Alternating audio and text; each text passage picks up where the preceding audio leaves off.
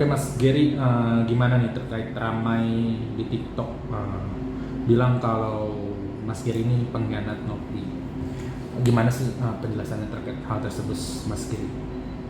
Ya kalau terus terang aku belum lihat ya medsos karena memang sepulangnya dari NTT kondisi juga cukup sibuk bikin laporan pertanggungjawaban dan lain-lain gitu kan. Tapi memang apapun itu aku sih nggak apa-apa lah gitu kan. Kalau memang dipersepsikan orang seperti itu ya nggak apa-apa. Fokusnya adalah kembali sesuai dengan yang awal kita selesaikan donasi ke NTT dan itu udah ya mungkin kita bisa lihat sama-sama ya donasinya selesai. Sekarang tinggal laporan pertanggungjawabannya. Insya Allah besok jadwal saya ke Kemensos untuk bawa laporannya. Nah ini apa benar Mas Gary ini pecah kongsi? Benar nggak sih Mas Gary terkait itu kan ramai banget yang mungkin hal terkait setelah di NTT itu?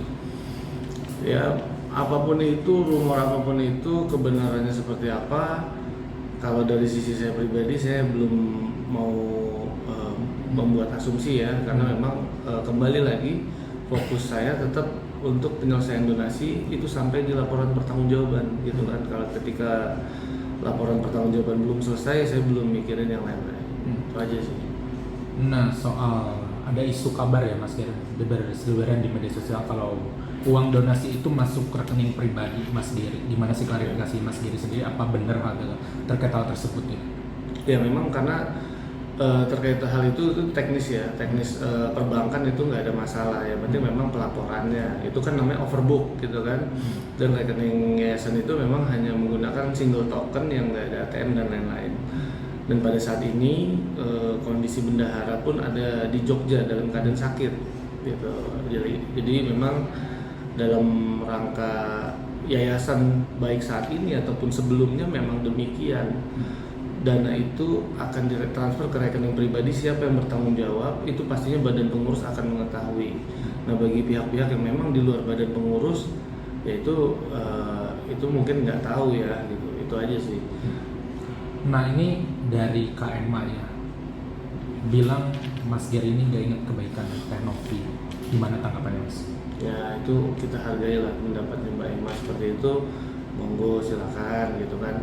Yang pasti yang saya jalankan semua sampai saat ini itu sesuai dengan apa yang saya katakan sebelumnya, sampai ini selesai, bahkan sampai pelaporannya. Apapun teman-teman siapapun itu kita sangat menghargai pendapatnya masing-masing, silakan aja. Nah ini belum komunikasi sama Nopi. Kemarin NTT kan bilang sampai sekarang belum komunikasi. Terakhir itu sebelum NTT katanya kalau tidak salah. Ya tadi kan lihat ini kita di Kemen PPA ya, ya kita meeting bareng dan lain-lain ya mungkin bisa menjelaskannya. Soal Mas Gary diadukan sama Agus pasal penggelapan itu gimana sih jawabannya Mas Gary?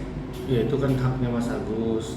Dari awal juga saya sudah sampaikan bagi pihak-pihak, bahkan bukan hanya Mas Agus, pihak-pihak lain selain Mas Agus kalau ada yang merasa hak-haknya dilanggar, itu silakan aja menggunakan haknya untuk melapor.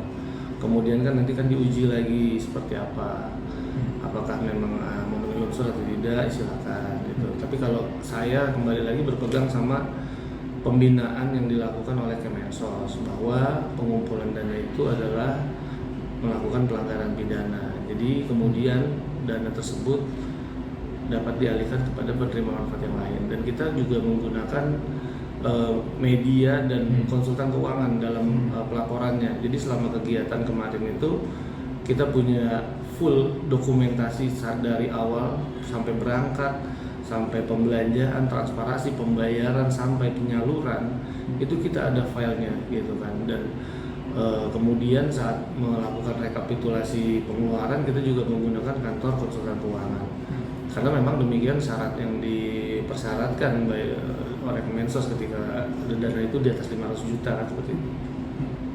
Mas Gary terkait berarti komunikasi sama Tete itu baik-baik aja ya, tadi pas pertemuan di Kemenpel bisa dibilang nggak ada apa-apa gitu.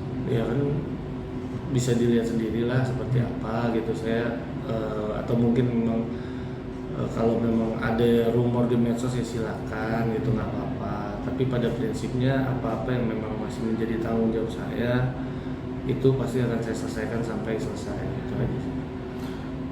Ke Kementerian PPA ini boleh jelasin nggak sih Mas Giri, tadi kan katanya mau besok ke Kemensos ya laporan, boleh jelasin kegiatan agenda hari ini Mas Giri? Agenda hari ini kebetulan itu terkait ABH sih ya, anak berhadapan dengan hukum ya, yang memang menjadi salah satu klien dari yayasan. Dan pada saat ini telah disepakati beberapa poin yang memang titik beratnya ada kepada badan pengurus yang lama gitu kan, dan kemudian kedepannya seperti apa tadi sudah disepakati, nanti mungkin bisa ditanyakan ke para pihak gitu ya, baik itu ke Kemensos maupun Kemen PPA sendiri, karena inisiator dari mediasi ini dari pihak mereka. Ke Kemensos ini untuk report hasil kemarin uang donasi yang sudah diserahkan atau bagaimana? Kemensos besok ya, karena Kemensos yang tadi itu beda, yang tadi itu Direktorat Rehsos Anak. Kalau besok itu kita ke Direktorat PSDS, itu dalam rangka melakukan laporan pertanggungjawaban penyaluran donasi. Kemudian nanti ada serangkaian lagi proses penyampaian pelaporan audit akuntan publik selama tahun 2024. Jadi masih panjang proses kita ke Kemensos, itu masih cukup panjang yang memang dipersyaratkan oleh Permensos sendiri gitu. Berarti apa aja sih yang disiapkan nantinya mungkin ke Kemensos sendiri? Apakah yang report semuanya terkait di NTT itu atau seperti apa? Iya. Itu kan yang pasti kalau dalam setiap pelaporan tuh kita ada surat pengantar namanya, terus kita juga ada kronologi, timeline dan lain-lain, itu kita jelaskan. Kemudian ada laporan keuangan yang memang sudah diverifikasi oleh kantor konsultan keuangan. Kemudian juga ada print mutasi dan lain-lain segala macam. Terus juga ada foto video kegiatan. Kurang lebih seperti itu sih. Berarti besok ke Kemensos bareng Bang Densu juga kan untuk report atau masih? Ini masih menjadi tanggung jawab aku aja secara badan hukum ya, badan hukum yayasan. Yang kemudian ini belum melibatkan pihak-pihak lain. Mas Ger, ada setelah ini tuh mungkin berarti bisa dibilang garis besarnya laporan ke Kemensos sendiri ya? Pertanggungjawaban. Berarti selain itu ada lagi gak sih sudah pertanggungjawaban? Selain laporan pertanggungjawaban penyaluran donasi, ada laporan buku tahun anggaran 2024. Nah, itu akan diselenggarakan juga dengan kantor konsultan keuangan, tapi mungkin levelnya agak berbeda gitu kan. Itu menggunakan akuntan publik gitu, dan itu prosesnya juga cukup panjang. Tadi di Kemenpa garis besarnya apa Mas Gir? Di sini mungkin kegiatannya gitu. Di Kemen PPA itu jadi kesepakatan terkait pengasuhan salah satu anak asuh di yayasan yang memang dalam hal ini menjadi suatu perbedaan pendapat antara yayasan dengan keluarga kandung, keluarga besar dari sang anak tersebut, yang kemudian memang karena ibu dari anak ini masih di bawah umur juga dan masih berhadapan dengan hukum, maka dari itu dari pihak Kemen PPA dan Kemensos Direktorat Rehsos Anak itu memberikan jalan tengah bahwa dalam pengasuhan anak yang berhadapan dengan hukum akan dilakukan oleh sentra Kemensos. Nah, itu sih yang disepakati. Itu nanti mungkin detailnya kita akan rilis kalau memang sudah terlaksana ya, kurang lebih 7 hari dari sekarang. Pesan mungkin apa sih masalah ya terkait Agus ya, mungkin Agus kan kita temanya ganti nih Mas Ger. Agus bikin puisi cinta buat istrinya, gimana sih itu? Belum dengar lagi. Belum dengar. Tapi ya mungkin kalau namanya cinta sepasang suami istri itu kan cinta yang halal gitu ya, itu boleh-boleh sah-sah aja. Mungkin bagian dari ikhtiarnya suatu pasangan untuk segera mendapatkan momongan mungkin kan. Kalau kita lihat kan belum ada momongan. Pesannya apa sih buat Agus? Ya, buat Mas Agus dalam hal ini kedepannya gitu kan, perbanyak rasa bersyukur, perkuat pendirian gitu kan, jangan mudah untuk terombang-ambing oleh bisikan-bisikan, harus punya sikap yang kemudian kedepannya itu agar tidak banyak menimbulkan polemik atau kekisruhan dalam orang-orangnya gitu kan, dalam masyarakat khususnya gitu kan. Jadi supaya memiliki sikap yang tegas, memiliki sikap yang mandiri dan coba berdiri di kaki sendiri gitu. Itu aja. Pesan buat Bang Densu seperti apa sih?